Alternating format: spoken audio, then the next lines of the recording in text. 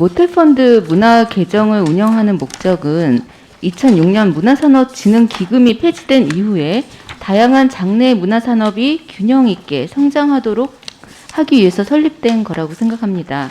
문체부에서 받은 자료에 따르면 지난 2017년부터 19년까지의 모태펀드 문화 계정을 토대로 투자조합이 29개가 설립돼서 투자금 약 7,060억 원을 운영했습니다. 그리고 2020년 9개가 결성되었고 3개가 준비 중인 것으로 알고 있습니다.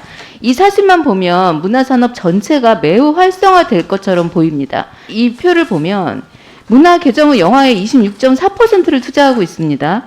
또 반면에 음원의 2.2%, 전시에는 1.1%만 투자되었습니다. 장관님, 문화 계정 말고도 별도의 영화 계정도 있습니다. 알고 계시죠? 네, 그렇습니다. 네, 그 별도 영화 계정을 통해서 304편에서 총 1,368억 원이 투자되고 있습니다. 영화에 투자해야죠. 당연합니다. 본 의원이 강조하는 것은 표에서 보여지듯이 모태펀드를 토대로 설립된 투자조합들의 투자가 특정 장르 콘텐츠 산업에 편향되어 있다는 것을 말씀드리기 위함입니다. 말씀하신 것처럼 다양한 종류의 문화 산업이 함께 성장하기 위해서 문화 계정의 운영 방식이 좀 바뀌어야 한다고 생각합니다. 장관님, 다음 화면을 좀 함께 보시죠. 그 모태펀드가 투입된 투자조합들의 예입니다. 장관님도 아시다시피 모태펀드가 투입된 투자조합은 투자의 주 목적을 적시하게 되어 있습니다. 첫 번째와 두 번째, 투자조합은 명확하게 주목적 투자처를 알 수 있죠.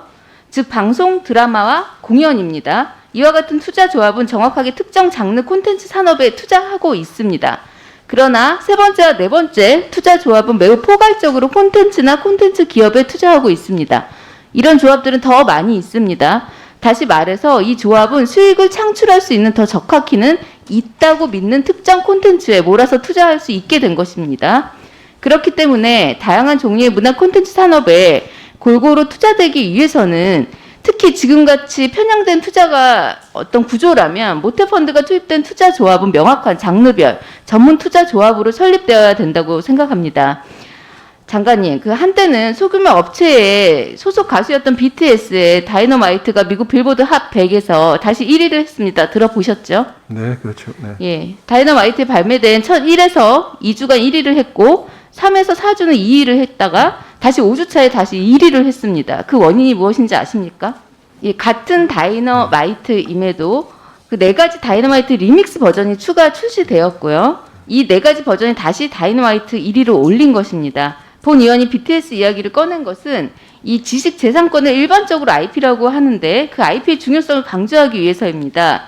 그 BTS가 공연한 다이너마이트는 하나의 IP죠. 근데 리믹스 버전은 원본 IP에서 파생된 또 하나의 IP입니다. 이렇게 하나의 IP는 증식을 하면서 수익을 극대화하는 역할을 합니다. 투자 조합들은 어디에 투자를 해야 할까요? 문화 콘텐츠 프로젝트, 즉 IP에도 투자를 해야 하지 않겠습니까? 그 오랫동안 그 애니메이션을 제작했던 9개 애니메이션 제작사에서 우리 의원실로 모태펀드 관련 의견서를 보내왔습니다. 본 의원이 듣기로는 동일한 자료가 문체부 애니메이션 담당 사무관에게도 전달되었다고 합니다. 몇몇 제작사들이 올해 그 고대하던 신규 애니메이션 투자 조합이 2개가 결성돼서 개발 중인 애니메이션을 들고 애니메이션 투자 조합을 찾아갔습니다. 그런데 투자 조합으로 돌아온 답은 애니메이션 기업에 지분 투자를 할 거고 개별 프로젝트에는 투자하지 않겠다는 얘기를 듣고 절망했다고 합니다. 표를 한번 봐주십시오. 영화 프로젝트에 투자한 내용을 제외하면 프로젝트가 아닌 제작사 지분 투자로 투자의 흐름이 바뀌고 있는 것을 볼 수 있습니다. 여기에는 2가지 의미가 있습니다. 첫째, 지분 투자를 받을 수 있는 문화산업의 기업은 매우 한정되어 있고요. 중견기업 이상만 투자를 받을 수 있다는 것입니다. 보태면 매출 100억 원이 넘는 회사에만 투자하겠다는 말을 들은 업체들도 많습니다. 두 번째, 그로써 대부분의 애니메이션 제작사의 프로젝트는 투자를 받을 수 없게 되었다는 얘기입니다. 프로젝트 가치가 있는데 아직 중견 업체가 아니고 그 지분 가치가 없을 수 있겠죠. 그런 업체는 투자에서 제외될 가능성이 굉장히 높아진 것입니다. 2010년, 20년 사이에 몇 개의 아이돌 그룹이 만들어졌는지 혹시 아십니까? 한 통계에 따르면 240여 개가 만들어졌다고 합니다. 근데 그러나 대중이 알고 있는 아이돌 그룹은 약 20개 정도 뭐 될까? 혹은 뭐 그보다 안 될 수도 있겠죠. 그래서 성공률은 약 10% 정도인 겁니다. 즉 많은 프로젝트 중에서 성공하는 프로젝트가 탄생해서 국가 위상을 높이면서 많은 수익도 창출하는 것이죠. 저는 이렇게 많은 아이돌 그룹 중에서 BTS가 탄생한 것이라고 생각합니다. 성공은 하지 못했지만 계속 시도하고 또 모험한 프로젝트 아이돌이 그 수많은 프로젝트 아이돌이 있었기 때문에 그 기반에서 BTS라는 성공한 그룹이 있었다고 봅니다. K-팝뿐만이 아닙니다. 애니메이션, 만화, 웹툰, 또 공연, 출판, 방송, 드라마에서도 BTS와 같은 스타가 나오기 위해서는 더 많은 프로젝트가 창작돼야 하고 또 더 많은 프로젝트에 더 많이 투자하는 과감한 도전을 해야 합니다. 된다고 믿는 또는 이미 잘된 업체에 몰아서 투자하는 것이 아닌 숨은 보석을 찾아내기 위해 편향되지 않은 투자가 일어나야 한다는 의미인데요. 적어도 제가 이 질의 앞에 했던 우리는 프로젝트가 아닌 중견 회사에 지분 투자를 할 거다. 즉 지분 투자가 가능한 지분 가치가 있는 회사에 투자할 것이다라는 말을 프로젝트를 개발하기 위해서 설립된 제작사들이 프로젝트 문화 콘텐츠를 투자하기 위해서 만들어진 투자사에게 듣고 돌아서게 해서는 안 됩니다. 그렇게 생각하지 않으십니까? 말씀처럼 적절한 균형이 굉장히 중요하겠죠. 네. 그런데 현재 지금 현장에서 찾아간 전문 펀드나 문화 개정 펀드사에서 들은 얘기들이 더 이상 프로젝트 기반이 아니라 지분 투자를 할 것이다 라는 말을 당당하게 하고 있는 이런 질의를 본 의원이 여러 번 했는데요. 앞에서 말한 그 프로젝트 투자하지 않겠다라는 얘기를 들은 9개 애니메이션 제작사 중에 몇몇은 장관님이 투자 사각지대를 위해 만들어졌다고 누차 강조하셨던 모험펀드에도 문을 두드려 봤지만 애니메이션에 투자할 생각이 없다는 답만 들었습니다. 그 문화산업 영역에서 장관님이 생각하시는 것과 기대하고 있는 것이 실제 현장에서는 정말 다르게 운영되고 있는 것 같습니다. 그리고 모태펀드의 문화 개정은 문화산업에 종사하는 사람들에게는 사막의 오아시스 같지 않겠습니까? 사실 이거 투자하지 않겠다고 하면요.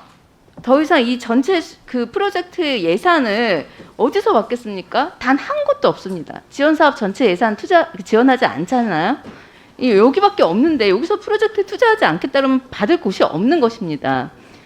그 모태펀드 문화개정은 문화산업에 종사한 사람들에게 오아시스인데 모태펀드가 투입된 투자조합이 전문 영역을 설정하는 전문펀드가 되고 다각도의 개성 있는 프로젝트에 꾸준히 투자할 때 BTS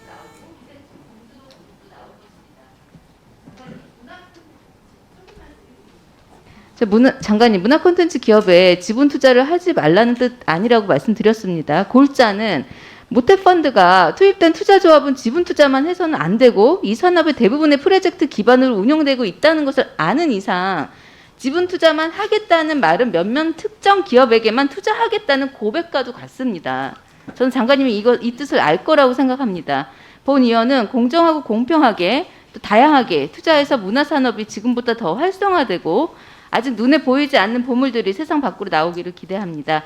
장관님 앞서 처음에 말씀해 주신 게 제가 기억에 남는데요. 업무 현황에서 주요 장르별 특화된 산업 기반을 조성하고 경쟁력 있는 콘텐츠를 육성하기 위한 맞춤형 지원책을 마련하겠다라고 말씀하셨습니다. 제가 지금 질의하는 본 내용과 방향이 같습니다. 장관이 이 약속처럼 계속 함께 신경 써주고 함께 해주시길 기대하겠습니다. 이상입니다.